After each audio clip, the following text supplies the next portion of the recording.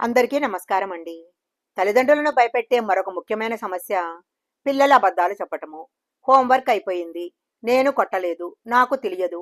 ఇలా పిల్లలు చిన్న చిన్న అబద్ధాలు ఆడుతుంటే తల్లిదండ్రులకు భయం వేస్తుంది.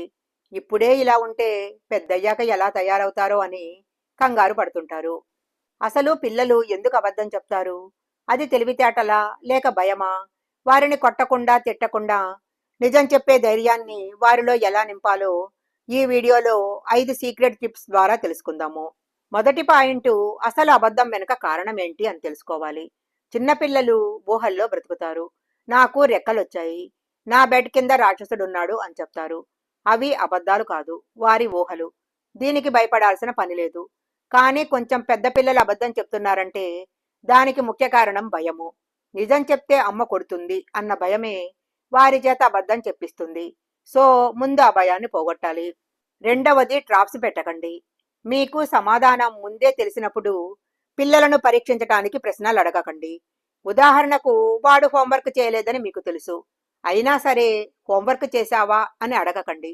అప్పుడు వాడు తప్పించుకోవడానికి చేశానని అబద్ధమాడే ఛాన్స్ ఉంది. దానికి బదులుగా, నీ హోంవర్క్ ఇంకా అవ్వలేదని నాకు తెలుసు, వెళ్ళి పూర్తి చెయ్యి అని డైరెక్ట్గా చెప్పండి.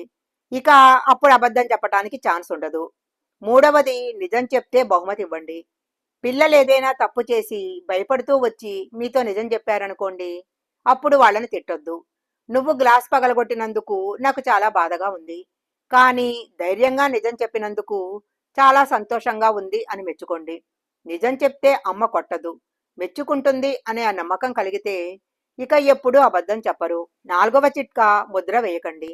పిల్లలు అబద్ధం చెప్పినప్పుడు, నువ్వు అబద్ధాల కోరువి, నీ రక్తంలోనే మోసం ఉంది అని పెద్ద పెద్ద మాటలు అనకండి.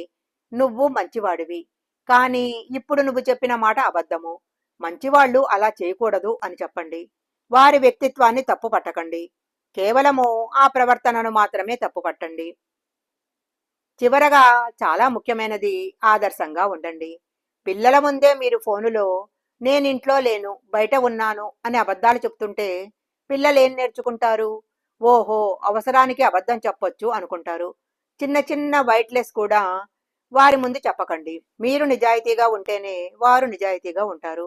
గుర్తుంచుకోండి, పిల్లలు అబద్ధం చెప్పారంటే వాళ్ళు చెడిపోయారని కాదు, వారేదో సమస్యలో ఉన్నారని లేదా భయపడుతున్నారని అర్థము.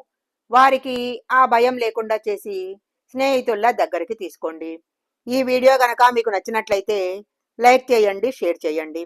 ఇలాంటి మరిన్ని వీడియోల కోసం మా ఛానల్ సబ్స్క్రైబ్ చేసుకోండి.